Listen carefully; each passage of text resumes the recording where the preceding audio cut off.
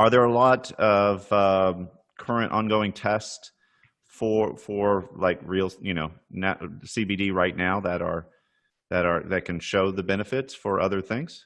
I am unaware of anything off the top of my head. Again, when I was on our scientific advisory council, we approved $9 million worth of study. I think there were 9 studies. One of them, I think, was a CBD study, and after I left the committee, I don't know what happened to that study. If you do go to clinicaltrials.gov and you put in that CBD or cannabidiol, I'm sure you'll get a lot of hits on ongoing research. I think there's definitely some benefits based on how much I know in terms of neuroprotection, perhaps for addiction. There's evidence maybe something helpful for opioid use disorder. Maybe there's something to prevent smokers from getting cancer. I mean, there's definitely some pros. There's a laundry list of pros, but there's a laundry list of cons. And I think we need to, as a medical community, sort that out. What about for sleep? I mean, if somebody's coming for a sleep problem and instead of giving them something like Lunesta or Ambien or something like that, right? What's the thought?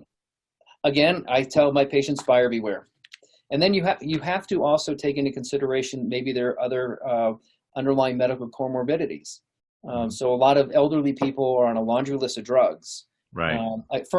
Here's an anecdote. Again, it doesn't make science, but it's a very interesting anecdote. I have a patient who's a heart transplant recipient, and he has chronic sternal pain because he's had his chest cracked, heart out, heart in, repaired, plate infected, chest cracked, replaced the plate.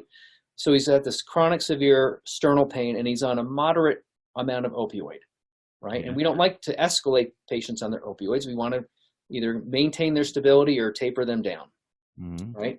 So he comes in, he goes, hey, I'm using the CBD product because my friend's mom had a heart transplant, so my friend started a marijuana dispensary, and he's giving me the product out the back door.